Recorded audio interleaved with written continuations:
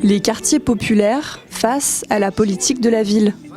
À l'occasion des assises des quartiers populaires, citoyens, institutionnels et associatifs se sont réunis pour parler de thématiques comme l'habitat, l'accès aux services publics, l'éducation ou encore l'écologie. En donnant la parole à des habitants et des professionnels qui ont participé aux ateliers et que donc j'invite à monter sur scène.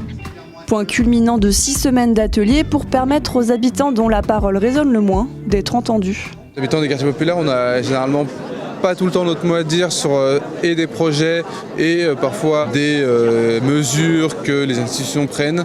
Et du coup, je pense que là-dessus, il y a un gros chantier à ouvrir pour que les habitantes et habitants des quartiers populaires puissent réellement donner leur point de vue, leur parole, quand c'est pas toujours le cas. Une journée regroupant les différents acteurs pour établir un nouveau cadre d'action de la politique de la ville pour les quartiers populaires. Un contrat de ville.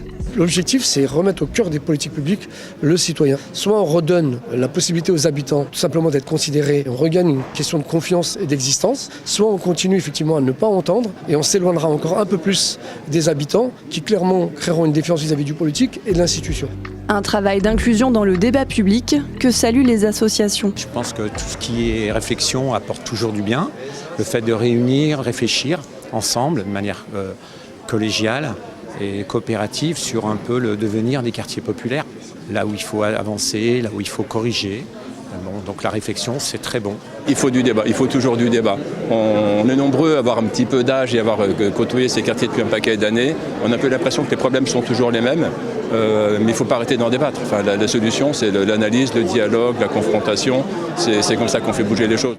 Du côté des institutions, on félicite l'opération et les étapes préliminaires. Je pense que d'abord c'est une initiative salutaire.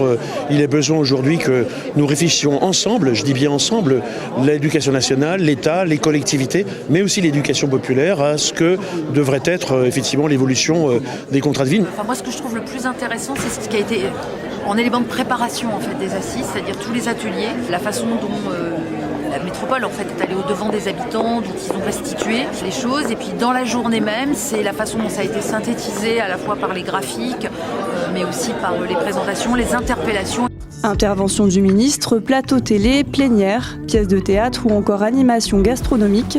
La journée est rythmée par les échanges sur tous les sujets, surtout les plus actuels. Bien sûr, il y a aussi un élément qui fera que le contrat de ville qui va souffrir en 2024 ne sera pas le même que les autres.